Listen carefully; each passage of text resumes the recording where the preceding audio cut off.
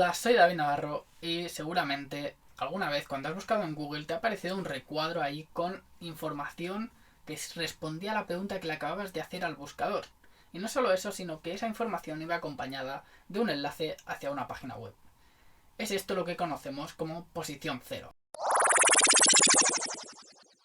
Ahora que ya sabes lo que es la posición cero, por si no lo sabías, te estarás preguntando, vale, ¿y cómo hacen las páginas web para aparecer ahí, en la posición cero?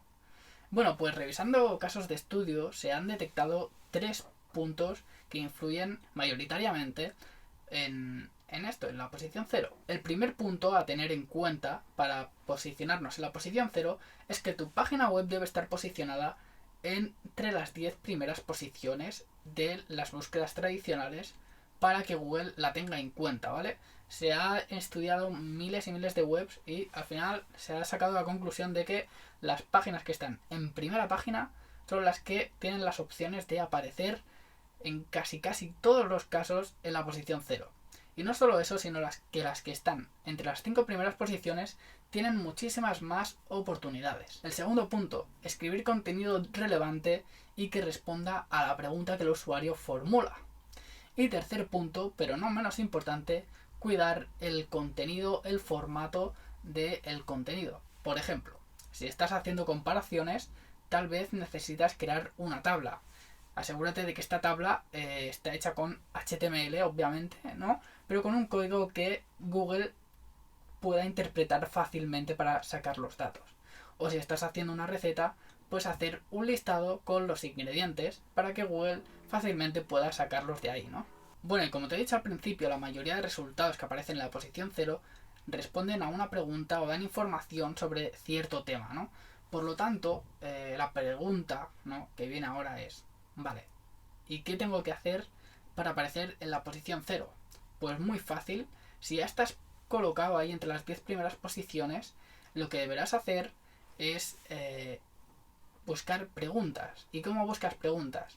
Pues hay una página web que se llama Answer the Public, te la voy a dejar por la descripción.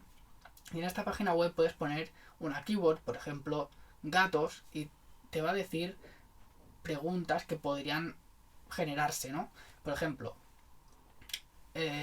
¿cuándo duermen los gatos? ¿Qué comen los gatos? Cosas así, ¿vale? Entonces esa web te va a dar ejemplos de preguntas que se están realizando, que las personas se están realizando y que tú podrías responder. Y ahora viene la siguiente pregunta. Ahora que ya tengo estas preguntas para responder, ¿dónde las coloco? ¿En qué página, no? Porque crear una URL de cero para responder esa pregunta posiblemente no valga la pena. Y de hecho, posiblemente ni la coloques entre las 10 primeras, entre los 10 primeros resultados de Google.